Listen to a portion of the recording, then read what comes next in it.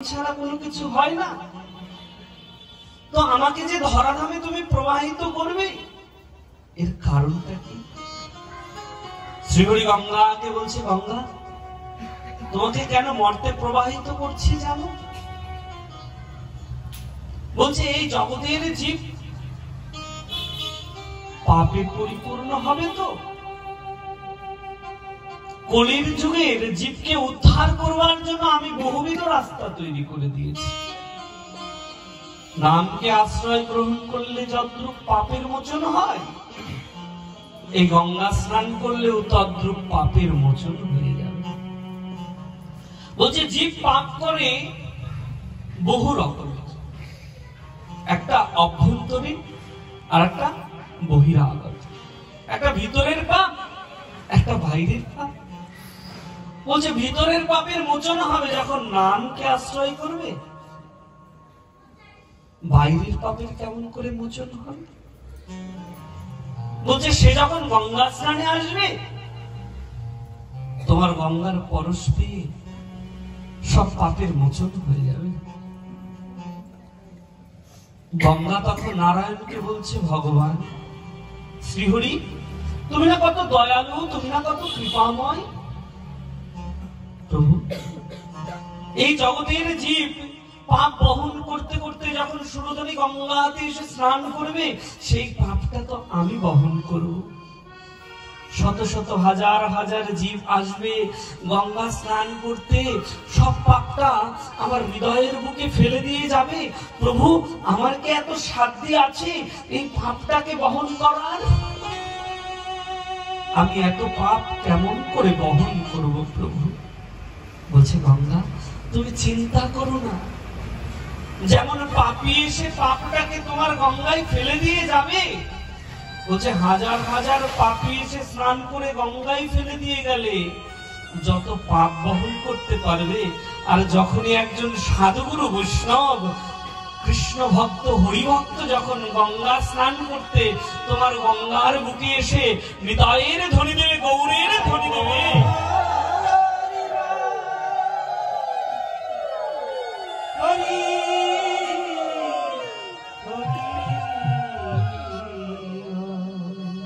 বলছে ধ্বনি দেওয়া মাত্রই সব পাপ ওইখানে মোচন হয়ে যাবে। তো বাবা আজকে আমরা কোথায় এসেছি গো? আজকে আমরা এসেছি নৈমিষার অরণ্যে। এই নৈমিষার অরণ্যেও মানুষরূপী গঙ্গা রয়েছে, অর্থাৎ বলছে হৃদয়ে যেটাকে স্মরণ করা যায় সেই গঙ্গা সেখানে স্মরণ হয়। যেরকম আমাদের কাছে গঙ্গা থাকে না, তবু আমরা যখন শান্তি জলটা করি না, তখন নানা তীর্থের জলকে ওইখানে আহ্বান করি। বলছে মানুষরূপী গঙ্গা রয়েছে এখানে, সেই গঙ্গায় আমাদের তো পরম সৌভাগ্য। আজকে সাধুর বাজারে যারা এসেছে, হরিভক্ত কৃষ্ণ ভক্ত যারা যারা এসেছে, তারা তো কেউ পাপ নিয়ে আসেনি, পূর্ণ শরীরে পূর্ণ দেহ নিয়ে এসেছে। তো বাবা এই সাধুর বাজারে সাধুগুরু বৈষ্ণব যে চরণ ধুলিটা সঙ্গে করে এনেছে, বলছে এই মানুষরূপী গঙ্গায় স্নান করেও এই সাধুগুরু বৈষ্ণবের চরণ ধুলিটা নিলেও সেই পাপের মোচন হয়ে যায়। তো আমায় কৃপা করবেন, আমিও যেন সাধুগুরু বৈষ্ণবের চরণ ধুলাটা আমি আমার অঙ্গে মাখতে পারি। তো এই আমিনাকে কৃপা করবেন, আমার দাদাকে কৃপা করবেন, আমার দিদিকে কৃপা করবেন, তারা যেন জীবনের সব সুখ দুঃখ ভুলে গিয়ে এই সাধুগুরু বৈষ্ণবের কৃপা ধুলিটা অঙ্গে মেখে যেন নিজেদের জীবনটাকে ধন্যাতি ধন্য করতে পারে। তো বাবা বিভিন্ন লোকের বিভিন্ন প্রশ্ন আছে।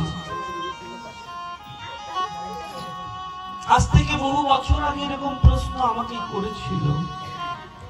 বলছে প্রশ্নটা কিরকম? বলছে এই জগতে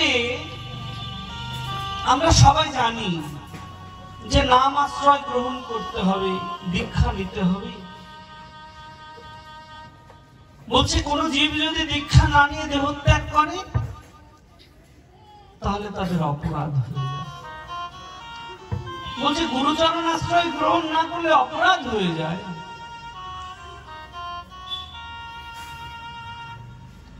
যদি কৃষ্ণ নাম না করে তাহলে তার অপরাধ হয়ে যায়।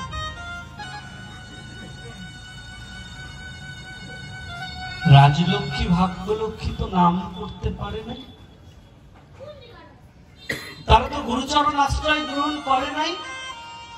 শুধু ভাগ্যলক্ষ্মী রাজলক্ষ্মী নয়, এরকম কত ভাগ্যলক্ষ্মী রাজলক্ষ্মী রয়েছে যারা হয়তো গুরুচরণ আশ্রয় গ্রহণ করার সময়টুকুনি পায় নাই, নামকে আশ্রয় গ্রহণ করবে সে সময় পায় নাই। তাহলে তাদের কি গতি হবে না? তারা কি উদ্ধার হবে না? শ্রীমদ ভাগবত এটাও প্রমাণ করে দিচ্ছে। বলছে যে জীব জীবনে শুধু পাপ করে গেছে, জীবনে কোনোদিন নাম করে নাই, সাধুগুরু বৈষ্ণব দর্শন করে নাই, তাদের কি গতি হবে? শ্রীমদ ভাগবত সেটা প্রমাণ করছে। শ্রীমদ ভাগবতে সেটা প্রমাণ করে দিচ্ছে কি, একদিন দেবর্ষি নারদ সনকাদি ঋষিদের কাছে প্রশ্ন করলেন। সনকাদি ঋষিরা শ্রীমদ ভাগবতের মধ্যে ভক্তি জ্ঞান বৈরাগ্যকে যখন কৃপা করলেন,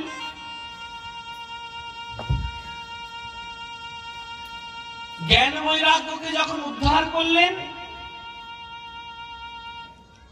জ্ঞান বৈরাগ্যের উদ্ধারের পরে দেবর্ষি নারদ সনকাদি ঋষিদের কাছে প্রশ্ন করছে। বলছে প্রভু একটা প্রশ্ন ছিল। বলছে কি প্রশ্ন? বলছে প্রভু এই জগতে যারা শুধু পাপ করে গেছে, জীবনে কোনোদিন নাম করে নাই, আশ্রয় গ্রহণ করে নাই, সাধুগুরু বৈষ্ণবের চরণ সেবাটাও করে নাই, এমনকি নিজের বাবা মাকেও পর্যন্ত কোনো আহার ভরণ পোষণ কিছু করে নাই, এরকম ব্যক্তি যদি দেহত্যাগ করে তাহলে তার কি গতি হবে? তার উদ্ধারের জন্য কি ভগবান কোন রাস্তা করে দিয়েছে? সনকাদি ঋষিদের কাছে প্রশ্ন করলেন। সনকাদি ঋষিরা দেবর্ষি নারদকে বলছে, দেবর্ষি ভগবান তার রাস্তা দেখিয়ে দিয়ে গেছে। শ্রীমদ ভাগবতে বলছে যে মানবা পাপ কৃতস্তু সর্বদা সদা দুরাচাররতা বিমার্গগ ক্রোধগ্নিদগ্ধা কুটিলশ্চ কামেন সপ্তাহ যজ্ঞেন কলৌ পূর্ণতিতে। বলছে তার জন্য উদ্ধারের একটাই মাত্র রাস্তা রয়েছে। বলছে কি? বলছে সেটা হচ্ছে শ্রীমদ ভাগবতীয় যজ্ঞ। বলছে যে জীব জীবনে শুধু পাপ আর পাপ করে গেছে, তার উদ্দেশ্য করে যদি এই ভাগবতীয় যজ্ঞের আয়োজন করা হয়, বলছে ভাগবতীয় যজ্ঞের আয়োজন করা মাত্রই তার উদ্ধার হয়ে যায়। রাধে বলো না সবাই, দুই বাহু তুলে একটু বলুন রাধে রাধে বলো না, আর জোরে प्यार से बोलो, प्रेम से बोलो, जय जय श्री राधे। বলছে যে মানবা পাপ কৃতস্ত সর্বদা সদা দুরাচাররতা বিমার্গগ ক্রোধগ্নিদগ্ধা কুটিলশ্চ কামেন সপ্তাহ যজ্ঞেন কলৌ পূর্ণতিতে। বলছে একমাত্র সপ্তাহ যজ্ঞের মাধ্যম দিয়ে তাদের উদ্ধার হয়ে যায়। শোনা মাত্রই দেবর্ষি নারদ প্রশ্ন করে বসলেন, আচ্ছা প্রভু যদি হয়েই থাকে তাহলে এরকম কি কারণ হয়েছে? আপনারা বলছেন হয়, তাহলে কেমন করে হয়েছে আমরা এটা একটু শুনতে চাই, জানতে চাই। সনকাদি ঋষিরা তার উত্তর দিচ্ছে, দেবর্ষি এরকম একটা ঘটনা ছিল। ঘটনাটা কোথায় ঘটেছিল? বলছে তুঙ্গো ভদ্রা তটে পূর্ব ভূমুৎপত্তা নমোত্তমম যত্রো বর্ণং সা ধর্মেন সত্তু সৎ কর্ম তৎপরা। বলছে তুঙ্গভদ্রা নদীর তটে আত্মদেব নামক একজন ব্রাহ্মণ রয়েছে। বলছে তুঙ্গভদ্রা নদীর তটে আত্মদেব নামক একজন ব্রাহ্মণ রয়েছে, এটা তারই ঘটনা। বলছে প্রভু, ওই আত্মদেব ব্রাহ্মণের এমন কি হয়েছিল একটু কৃপা করে বলবেন? সনকাদি ঋষিরা তার বর্ণন করতে লাগলেন। দেবর্ষি নারদ শুনছেন। বলছে তুঙ্গভদ্রা নদীর তটে অনুপম বলে একটা নগর, এই অনুপম নগরে একজন বেদবাদী ব্রাহ্মণ, তার নাম হচ্ছে আত্মদেব। তিনি বিবাহ করেছিলেন, তার সুন্দর একজন স্ত্রী ছিল, পরম সুন্দর সুশীলা। এইভাবে সামনে দিয়ে কেউ যাতায়াত করবেন না।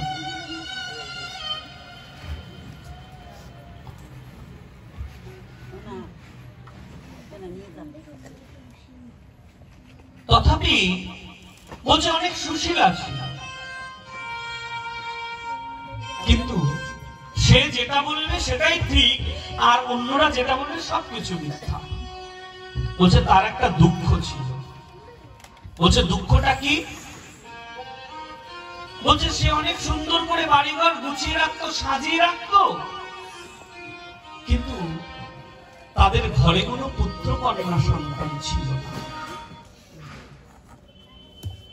শুধু তাই নয়, বাড়িতে যদি কোনো বৃক্ষ রোপণ করতো, সেই বৃক্ষে ফুলও ফুটতো না, আর ফুল না হলে তো ফলও হয় না। শুধু তাই নয়, যদি বাড়িতে একটা গাভী কিনে আনে, সেই গাভীরও বাছুর হয় না। বলছে এত দুঃখ তাদের, এত কষ্ট। আত্মদেব ব্রাহ্মণ মনে মনে চিন্তা করত, আমার অর্থ সম্পদ এগুলো কে খাবে? সবকিছুই পড়ে থাকবে, ভোগ করার কেউ নাই। মনে মনে দুঃখ ছিল, কষ্ট ছিল। যেখানে কোনো সাধু গুরু বৈষ্ণবকে দেখতো, সাধু গুরু বৈষ্ণবের কাছে গিয়ে বলতো, আমায় কৃপা করুন, আমায় ধন্য করুন। এভাবে করতে করতে একদিন মনে মনে চিন্তা করলো, এই দেহ নিয়ে কি হবে? যদি ভোগ করেনি কেউ না থাকে, তাহলে এই দেহটাকে বিসর্জন দিয়ে দিই, দেহটাকে ত্যাগ করে দিই। মনে মনে চিন্তা করে গভীর অরণ্যে চলে গেলেন। গভীর অরণ্যতে গিয়ে চিন্তা করছে, এই অরণ্যের মধ্যে এই দেহটাকে ত্যাগ করে দেব। বসে বসে চিন্তা করছে।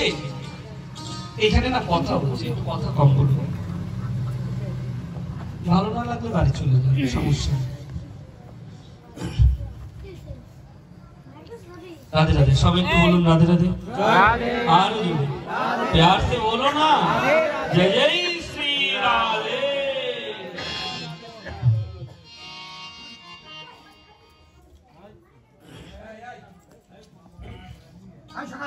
आस्ते आस्ते। तो तथापि মনে মনে চিন্তা করছে, দেহটা ত্যাগ করে দেব। গভীর অরণ্যের মধ্যে একটা সরোবর রয়েছে।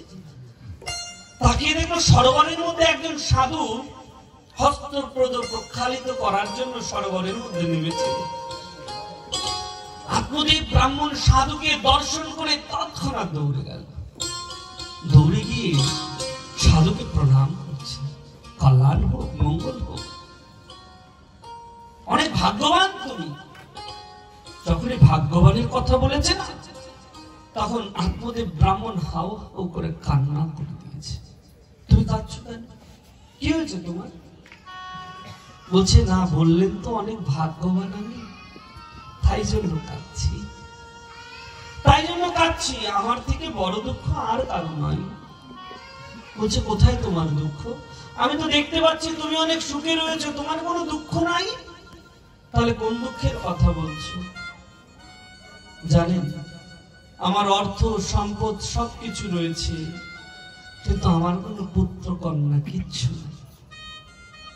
বলছে হ্যাঁ আমি জানি তো, সাধু তো অন্তর্যামী হয়, সবকিছু দেখতে পেয়ে যায় আগে থেকে। তো তথাপি বলছে আমি বুঝতে পেরেছি তোমার কেউ নয়। বলছে তাহলে আপনি বললেন কেন আমি অনেক সুখে রয়েছি, আমি অনেক ভাগ্যবান? বলছে জানো, তুমি জানো না পুত্র কন্যা কে জানো? পুত্র কন্যা হচ্ছে জগতের মায়া। এই জগতের মায়া হচ্ছে পুত্র কন্যা। যদি একবার তোমার পুত্র কন্যা হয়ে যায় তাহলে এই জগতের মায়া তোমাকে আকৃষ্ট করে ধরবে। আমি দেখতে পেয়েছি এই জগতের মায়া তোমাকে এখনো স্পর্শ করতে পারে নাই। বলছে জানেন তো আমি পুত্র কন্যা কেন চাইছিলাম? আমার যদি একটা পুত্র হতো না, আমার যদি একটা পুত্র হতো তাহলে আমি কি করতাম জানেন? আমি যখন দেহত্যাগ করতাম, দেহত্যাগ করার পরে ওই আমার পুত্র গিয়ে আমার নামকরণ করে গয়ায় গিয়ে পিণ্ডদান করে আসতো, আমার উদ্ধার হয়ে যেত। তখন সাধু কি বলছে জানেন? বলছে জানেন তো পুত্র কন্যা যদি হরিভক্তি পরায়ণ হয়, কৃষ্ণ ভক্তি পরায়ণ হয়, বলছে সে বাবা মা অনেক ভাগ্যবান হয়।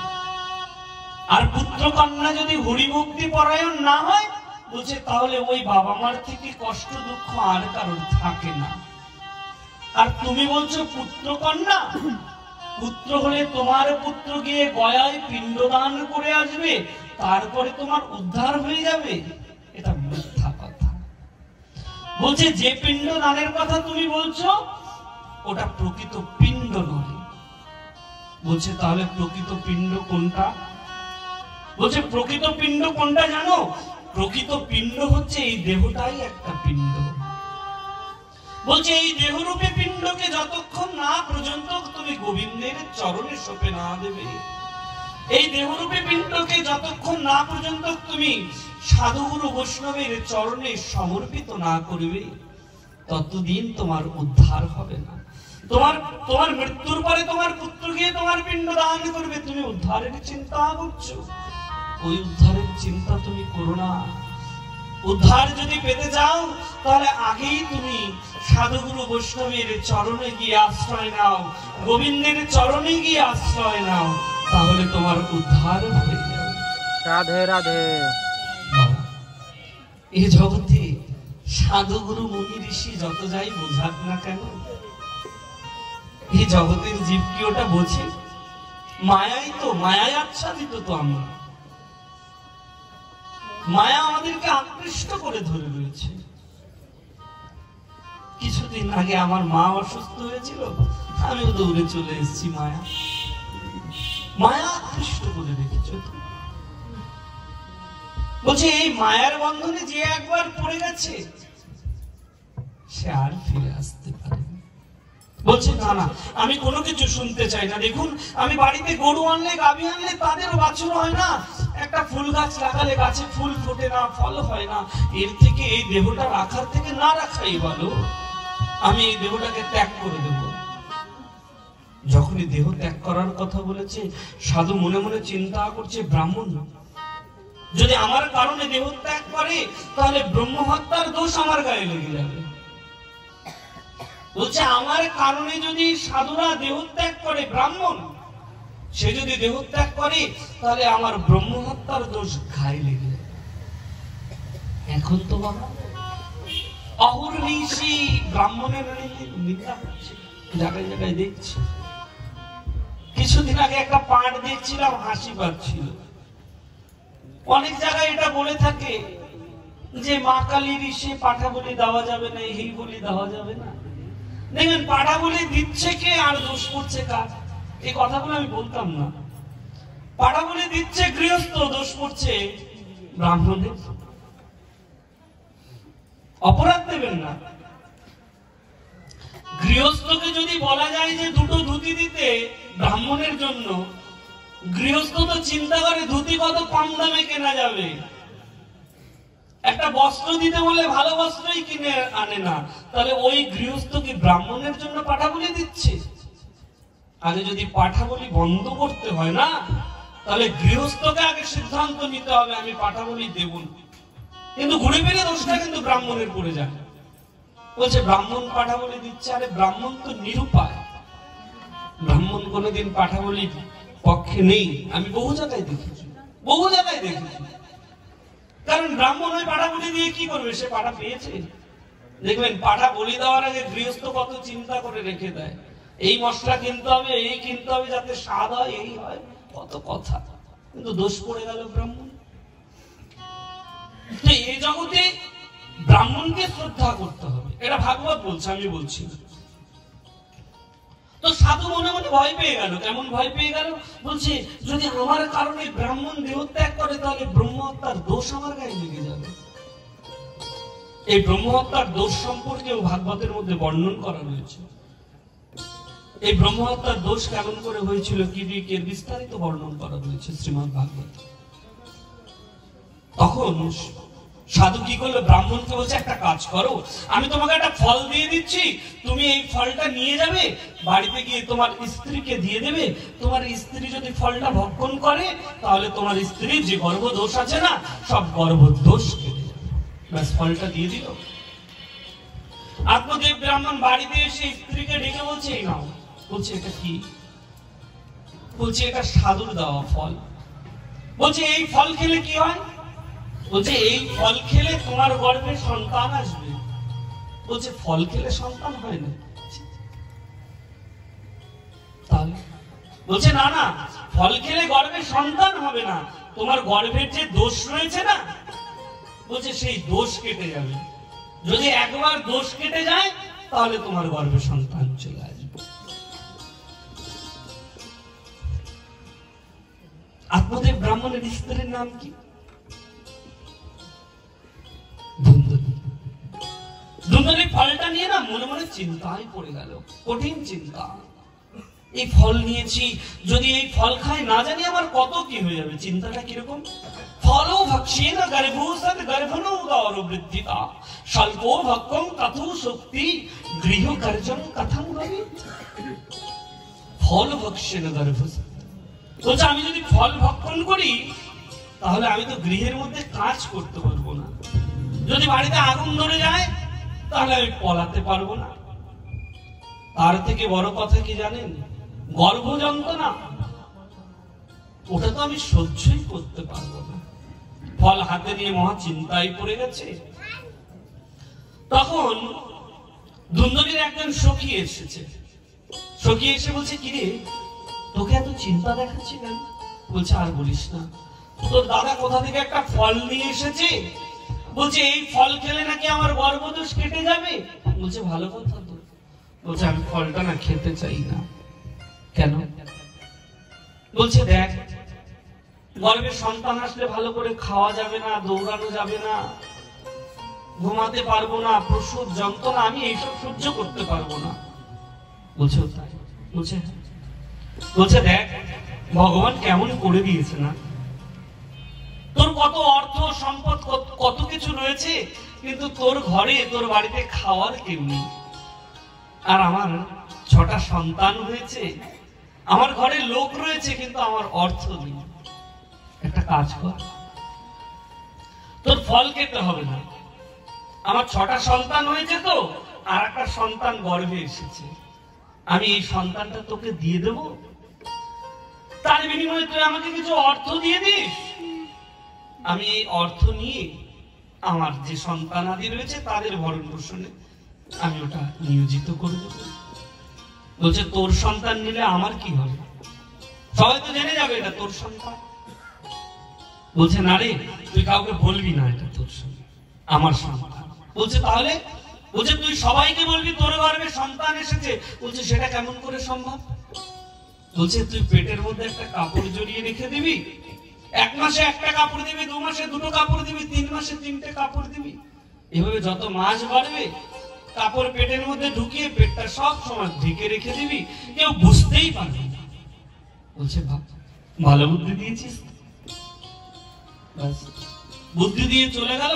বলছে ফলটা কি করবো? বলছে বাড়িতে যে গরু রয়েছে গরুকে খাইয়ে দেব। ফলটা নিয়ে গিয়ে গরুকে খাইয়ে দিল। ওদিকে আত্মদেব ব্রাহ্মণ মনের মধ্যে অনেক আনন্দ। আত্মদেব ব্রাহ্মণের মনে অনেক আনন্দ। কেন আনন্দ?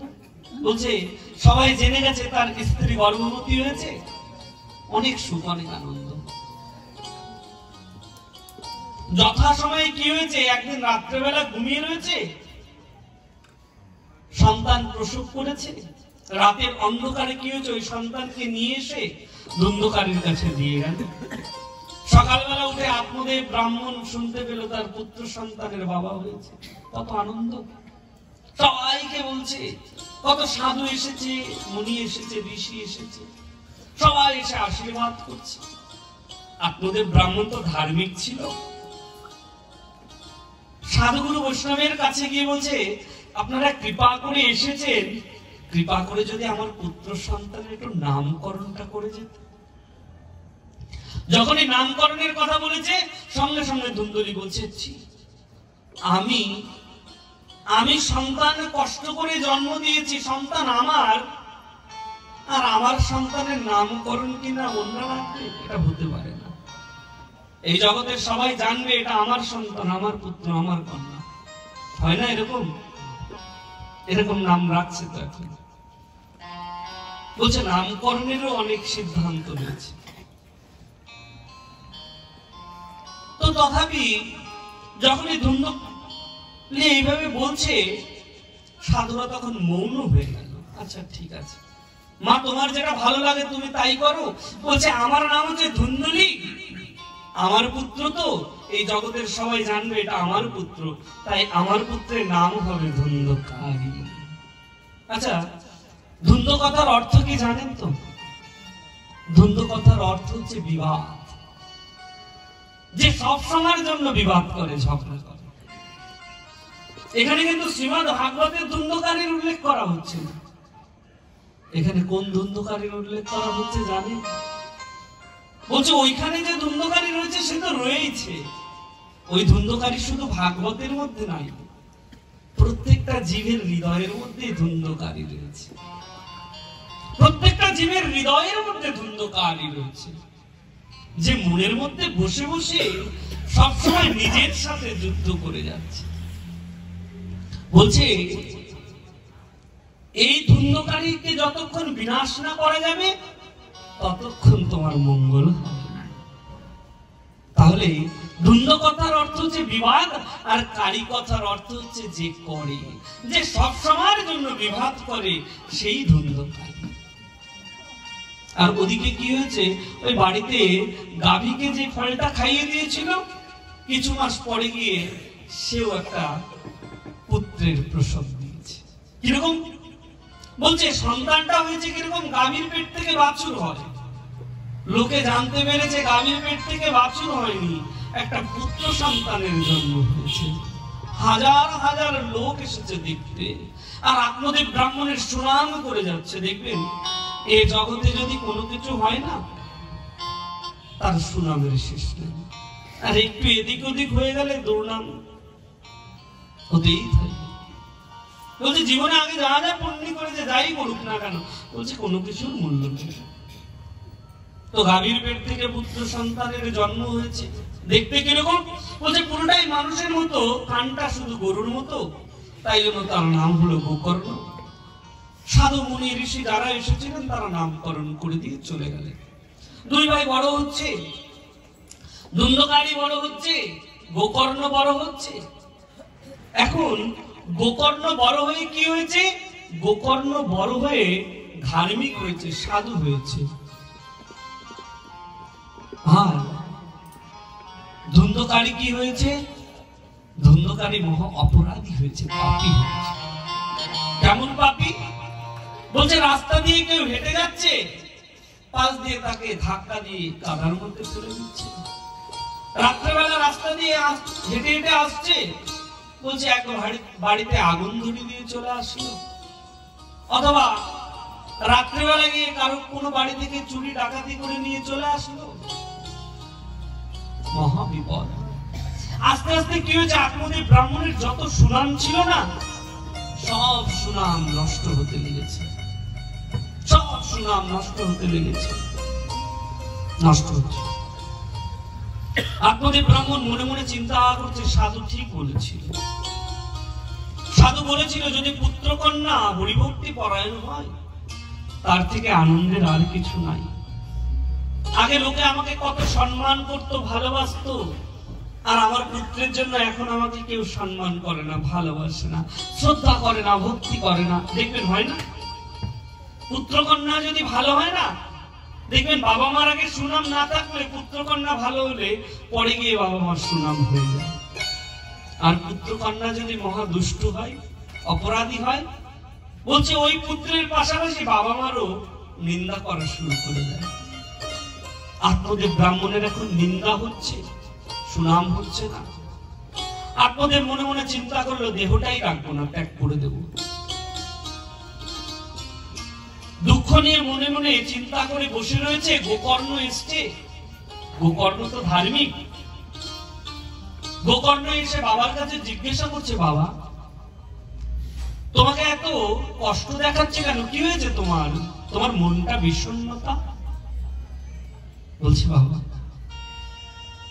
যখন তো দাদার কথা ভাবি না, তখন আমার মনে হয় কি জানিস, বেঁচেই থাকবো না, দেহটা ত্যাগ করে দেব। বয়স তো হয়ে গেছে, মাঝে মাঝে চিন্তা করি ভগবান যদি আমাকে নিয়ে নিত তাও ভালো হতো। আর যদি ভগবান নাও নেয়, তো দাদার যে অত্যাচার দেখছি, হয়তো কিছুদিন পরে দেখবি আমি নিজের দেহটাকে ত্যাগ করে দিয়ে চলে গেছি। নিজের দেহটাকে আমি ত্যাগ করে দেব। যখনই দেহ ত্যাগ করার কথা বলেছে না, তখন গোকর্ণ বলছে, বাবা তুমি কোন দেহ ত্যাগ করার কথা বলছো? তুমি কোন দেহ ত্যাগ করার কথা বলছো? বাবা এটা কি তোমার দেহ? এটা তো তোমার দেহ নয়। তাহলে পুত্র এটা কি? বলছে, বাবা তুমি যে দেহ ত্যাগ করার কথা বলছো না, এটা তোমার দেহ নয়, এটা হচ্ছে একটা ভাড়ার ঘর। বলছে ভাড়ার ঘরকে না সুন্দর করে সাজানো যায়, জানো বাবা? ভাড়ার ঘরকে তুমি সুন্দর করে সাজাতে পারবে, গোছাতে পারবে, কিন্তু ভাড়ার ঘরকে তুমি কোনোদিন ভাঙতে পারবে না। কেন? বলছে ওই ঘরের মালিক তো তুমি নও। যে ঘরের মালিক একমাত্র সেই ঘরটাকে ভাঙতে পারে। তো বাবা যে ঘরকে তুমি ভাঙতে চাইছো, এই ঘরকে ভাঙা যায় না বাবা, এই ঘরকে সুন্দর করে সাজানো যায়। বলছি এই দেহরূপী ঘরকে কেমন করে সাজানো যায় পুত্র? তখন পুত্র কি বলছে? গোকর্ণ তখন পিতাকে বলছে, ধর্ম ভজস্ব সততম তেজম লোক ধর্মান সেবস্ত সাধু পুরুষাঞ্জলি কাম কৃষ্ণম। বাবা তুমি ভজন করো, তুমি সাধন করো, তুমি সাধুগুরু বৈষ্ণবের সেবা করো বাবা। তোমার দেহ ত্যাগ করার সময় না, এখন তোমার সময় হচ্ছে সাধুগুরু বৈষ্ণবের সেবা করা, নামকে আশ্রয় গ্রহণ করা, ভগবানের সেবা করা। যখন পুত্র এই কথা বলেছে, আত্মদেব ব্রাহ্মণ নিজের জ্ঞান চৈতন্য ফিরে পেলেন। যখন জ্ঞান চৈতন্য ফিরে পেলেন, পুত্রকে আশীর্বাদ করে গভীর অরণ্যে চলে গেলেন। বৈরাগী হয়ে গেলেন হরিভক্ত করার, হরিভজন করার জন্য, গোবিন্দ সেবা করার জন্য। ওদিকে ধুন্ধকারী বাড়িতে এসে দেখলো বাবা নেই। মায়ের কাছে গিয়ে বলছে, মা তোমার যত সোনা দানা যা কিছু আছে সব কিছু আমাকে দাও। মা বাবাকে সোনা দানা দিতে চায় সহজে? যখন দিল না, তখন গোকর্ণ কি করলো? নিজের মাকে প্রহার করলো, আঘাত করলো। সোনা দানা যা কিছু ছিল সব কিছু মায়ের থেকে কেড়ে নিয়ে চলে গেল বেশ্যালয়ে। ধুন্দুলি কাঁদছে, জানেন? বলছে ঠিকই বলেছিল, ওই দিন যদি সাধুর দেওয়া কৃপা প্রসাদ রূপী ফলটাকে আমি সেবা করতাম, তাহলে আজকে আমি ধুন্দুলির মতো একজন পুত্র সন্তানকে জন্ম দিতাম। আমি তো সাধুকে অবজ্ঞা করেছি, অপমান করেছি, ঠিকই হয়েছে, এটাই আমার কৃপা পাওয়া ছিল, এই ফলটাই আমি পাবো, কারণ সাধুর কৃপা আমি বঞ্চিত করে দিয়েছি। তো বাবা এই জগতে মনে রাখবেন, এই জগতে যত যাই হয়ে যাক না কেন, বৈষ্ণবকে কোনোদিন অবজ্ঞা করতে নাই, বৈষ্ণবকে কোনোদিন অশ্রদ্ধা করতে নাই, অভক্তি করতে নাই। সব সময়ের জন্য তাদেরকে শ্রদ্ধা ভাজন করতে হবে। বলছে আমি বৈষ্ণবকে অবজ্ঞা করেছিলাম, তাই জন্য আমার এটা হয়েছে। রাতের অন্ধকারে মনে মনে কষ্ট পেয়ে দুন্দুলি মনে মনে চিন্তা করলো এই ঘর সংসার সবকিছু ত্যাগ করে দেব। রাতের অন্ধকারে বেরিয়ে গেল, বয়স হয়েছে তো, হাঁটতে হাঁটতে কি হয়েছে, একটা কুয়োর মধ্যে পড়ে ওইখানে প্রাণটা চলে গেল। ধন্যকারী এসে দেখলো কি মায়ের মৃত্যু হয়ে গেছে। গোকর্ণ মায়ের শ্রাদ্ধ শান্তি সবকিছু করে চিন্তা করছে কি আমি যদি বাড়িতে একা থাকি, না জানি দাদা কখন এসে আমাকেই না মেরে দেবে। ভয় পেয়ে কি করলো, গোকর্ণ চলে গেল। কোথায় চলে গেল? তীর্থ ভ্রমণে চলে গেল। আর ওদিকে ধুন্ধকারী কি হয়েছে জানেন? ধুন্ধকারী বাড়িতে দেখছে কেউ নাই, মহা আনন্দ। এই জগতে যারা দুষ্ট হয় তাদের কিন্তু আনন্দের শেষ হয় না, জানেন তো? এই জগতে তাদের আনন্দ করার শেষ হয় না। দেখবেন তাদের আনন্দ বহুরূপী হতে পারে, তাই না? বহুরূপী হয় না? এই কিছুদিন আগে পুজো গেল, কত কিছু গেল, বলছে আনন্দ করতে হবে। কি আনন্দ? উল্টো পাল্টা খাও, আনন্দ করো, উল্টো পাল্টা সঙ্গ করো, আনন্দ করো, তাই হয় না? সেও মনে মনে চিন্তা করে 5 জন বেশ্যাকে বাড়িয়ে এনে আনন্দ করছে। কেমন আনন্দ এই জগতে!